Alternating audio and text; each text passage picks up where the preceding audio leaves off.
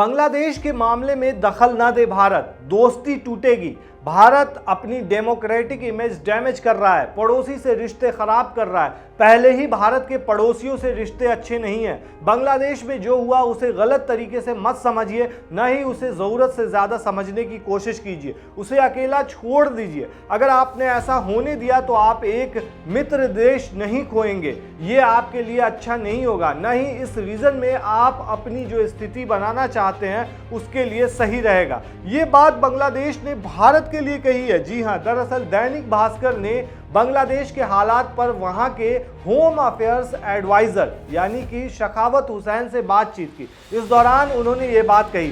बांग्लादेश की अंतरिम सरकार में हुसैन होम अफेयर्स एडवाइजर हैं। फिलहाल उनकी हैसियत गृह मंत्री के बराबर है। बांग्लादेश के इलेक्शन कमिश्नर भी रह चुके हैं वो। उन्होंने भारत को मैसेज देते हुए कहा कि भारत बस हमारे मामलों में दखल न दे।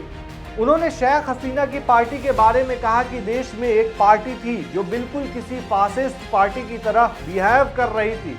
उन्होंने हर चीज़ पर कब्जा कर लिया था। फिर वही हुआ, फासिस्ट पार्टी के खत्म होने पर जो होता है, देश में अराजक स्थिति बन गई। देश में स्टूडेंट्स ने जो क्रांति की है वो भी बहुत यूनिक है। वहीं उन्होंने सेंट मार्टिन द्वीप को लेकर और पूर्व प्रधानमंत्री शेख हसीना को मैसेज देते हुए कहा कि सेंट मार्टिन आइलैंड एक बड़ा एंटीना लगाने लायक भी नहीं है।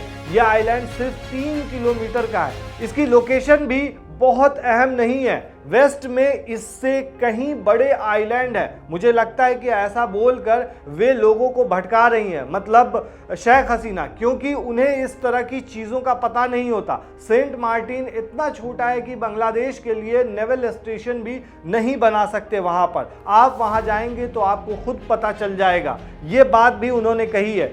वहीं शेख हसीना के भारत में होने पर उन्होंने कहा कि इस बारे में उनसे कुछ नहीं कहना चाहता। वे बड़े पॉलिटिशियन हैं, दुनिया भर में जाने जाते हैं। भारत बड़ा देश है, बड़ी ताकत बनने की कोशिश कर रहा है। उसे समझना चाहिए कि अगर वो बांग्लादेश के मसलों में ऐसे दखल देने की कोशिश करता है तो ये भारत के लिए भी अच्छी स्थिति नहीं होगी। भारत खुद भी अपने पूरब में परेशानियों से घिरा है। रिश्ता लोगों से होना चाहिए। उन्होंने कहा कि वो नहीं चाहते हैं कि शेख हसीना भारत में हो, जबकि सब जानते हैं कि उसने मानवता के खिलाफ अपराध किया है, मतलब शेख हसीना ने। उन्होंने ये भी कहा कि मुझे लगता है कि भारत सरकार इतनी नादान तो नहीं होगी कि ऐसा कुछ करेगी जैसा करने के लिए कुछ लोग उन्हें उकसा रहे हैं। उन्होंने कहा कि 21वीं सदी में वैसे भी किसी और देश के मामले में बाहर से बैठकर दखल देना आसान नहीं रह गया। बांग्लादेश को अकेला छोड़ दें।